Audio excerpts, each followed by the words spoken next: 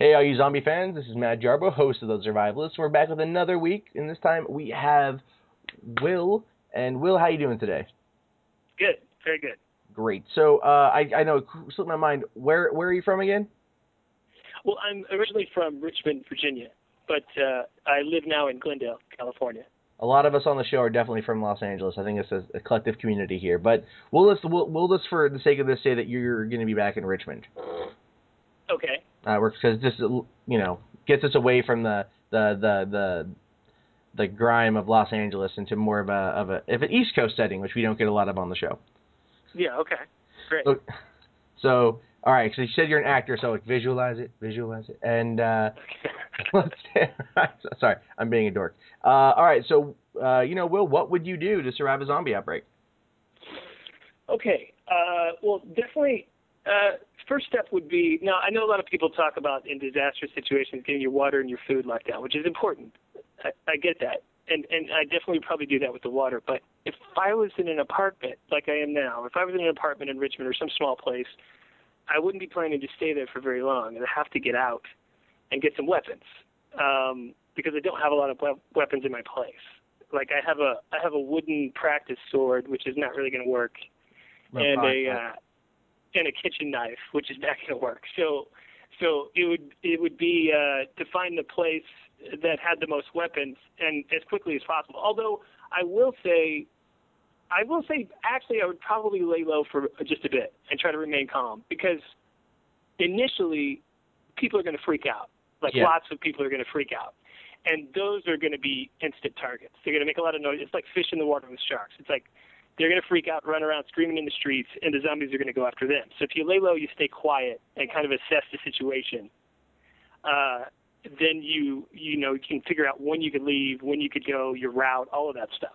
So I probably would try to maintain a certain amount of calm, sit it out for a bit, but then I would try to go to where the weapons were, which in Virginia it could be anywhere. No, it would be a gun store probably, or a police station, whatever was closest to me. Now, would you be worried that those places would already be overrun by other people who would have the exact same plan?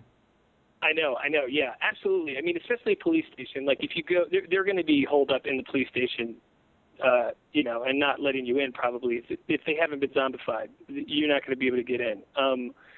But, like, if you're in Virginia, it's the South, and so there's going to be guns everywhere. There's gun racks in trucks. People have pistols under their seats, things like this. There's a lot of stuff around. So you could probably run out in the street in a short time, probably find something that you could use. And then it's like a video game. You're just trying to go to the next better weapon that you can find. You just you drop it when you see the next best thing and keep going. But the police station would be good because if you could get a hold of any body armor or one of those riot shields, if they had it, it would be great. That would definitely save you a lot of trouble in the close combat. Absolutely. But the there's a lot of weapons though that wouldn't work. I think there's a lot of shotguns out there for hunting, and I don't think a shotgun is a good weapon. I think you just you've got a limited amount of ammo, and it spreads out in a pattern, and you've got to destroy the head. You've got to obliterate the head or rip it off, And so if you're not, you've got to do it in one shot. If you can't rely on that, then it's going to take too much time, and you're going to get overrun. So I would definitely go for some sort of automatic situation. It'd be great to have an AK-47, but, those aren't floating around everywhere. Yeah. Well, I mean, the thing about it, though, also with the shotgun is, I mean, it's like 5 shots if you're lucky, and then it does have a spray pattern. But you got to keep in mind that when it comes to weapons, we had a guy on here a few weeks ago that was in the military, and he talked about you need to be able to repair your guns. So if your gun jams on you or it craps out, do you think you'd be able to keep it clean and keep it oiled and ready to go?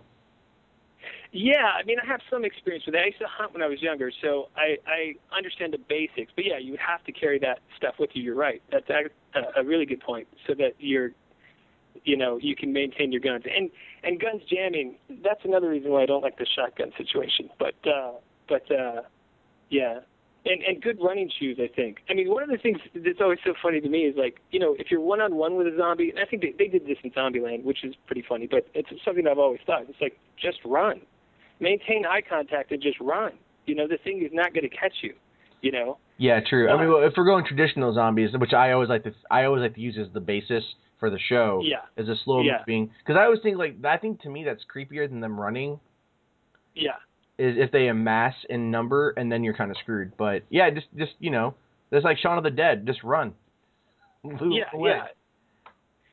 But you know, also too, you want to get out of the populated areas too as fast as you can. So it's like, get your weapons, get stuff that will allow you to get out, and then get to the woods, a higher point if you can, and try to, you know, stay there for a bit. If you can get some food, some canned food, some water, put it in a bag.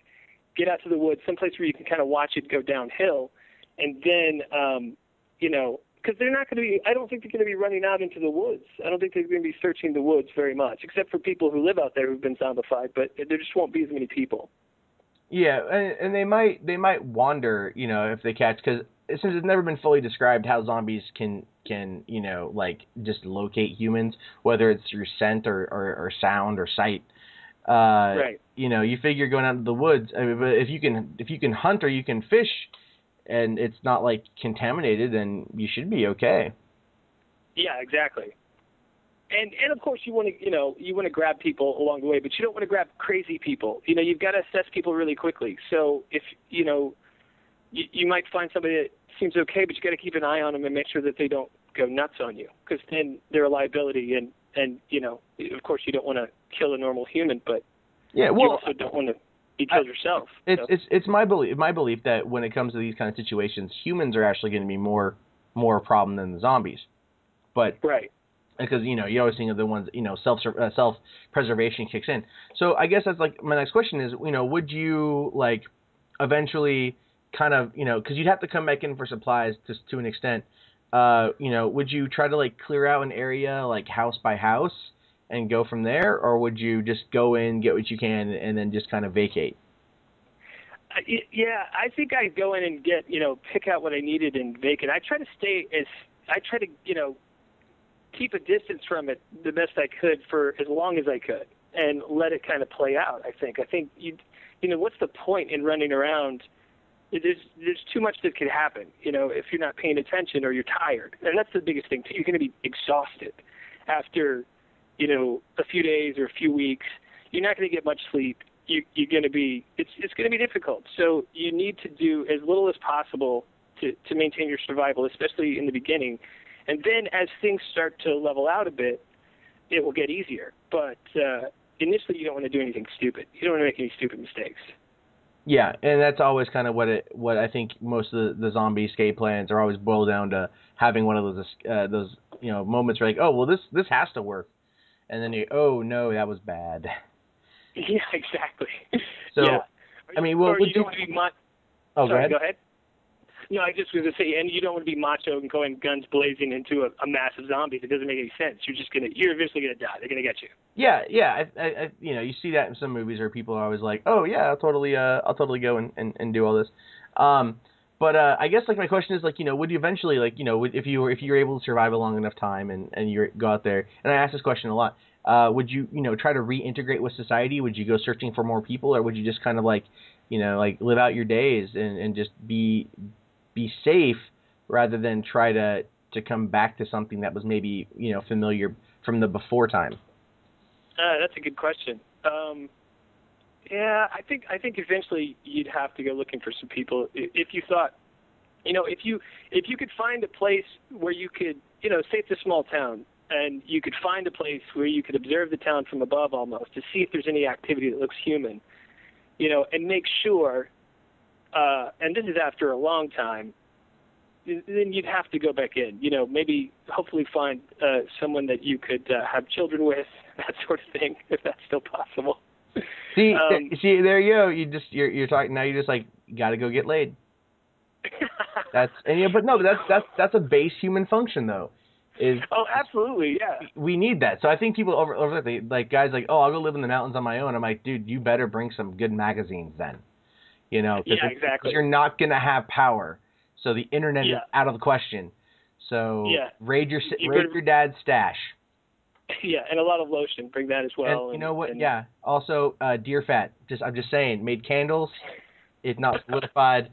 Okay, this conversation has gone entirely way too far. Since we've gone. So, deer fat, good for candles when you encounter zombies and have no power. Keep that in mind, folks. It's a Boy Scout tip I learned from back in the day. But yeah, I guess that we're really running low on time right now. So Will, I'm just going to ask you the question I always ask everyone: if you were bit, what would you do? If I was bit, I think you have to eat a bullet as soon as you can. I mean, like you don't want to hang out, especially if you're with friends or family. That's traumatic for them to go through, to have to, you turn into a zombie, you attack them, they have to murder you. That's too much, to ask of someone. I don't want to have to do it, so it's like, ask somebody to kill you right away or run off, run off and let it happen. But I guess you could try to take out as many zombies as possible, but then what's the point, It's like, I'm going to be a zombie anyway. I should just, I don't know. It's hard to know what that whole experience is like. I mean, maybe it feels good. Maybe you feel cosmically powerful or something. Maybe it's a great thing. But I doubt it. Well, if you're just turning into the undead. The way I would view that would be, it's one of those like deathbed repentance things. So if you're like a bad person and you have like, oh my God, I was bit, what am I going to do? Okay, I got an idea. I'm going to sacrifice myself to save other people. So I'm just going to go kill a whole bunch of zombies and die in the process, but then they might get away. So I'm cool, right? Yeah. That's honestly, like, every time I see that in a movie, I just figure there's always like a bastard character that becomes cool that goes and does it. And you're just like, all right, well, it's your deathbed repentance. So hopefully, you're up with God. But that's actually all the time we have for today. It's been a great conversation. Will, thank you very much for being on the show. All right, thanks for having me. And now you said that you have some, you do some like online video stuff that you wanted to give a shout out to. Yeah. My friend Kevin and I do videos, and it's at carboyfilms.com, so you can check it out there. Awesome, and I'll post a link to that on the side of the video. For all of you guys listening at home, if you want to get more Zurvivalist, you can always tune in next week for a new episode, or head over to Zurvivalist.com, or Facebook at facebook.com/KZOM Radio, or Twitter, KZOM Radio, or iTunes and Zune. We're kind of all over the net, and check us out and let us know what you think. And if you want to be on the show, send me an email at kzomradio@gmail.com. I'll see you guys all next week on the show. Thanks for listening, and see you later.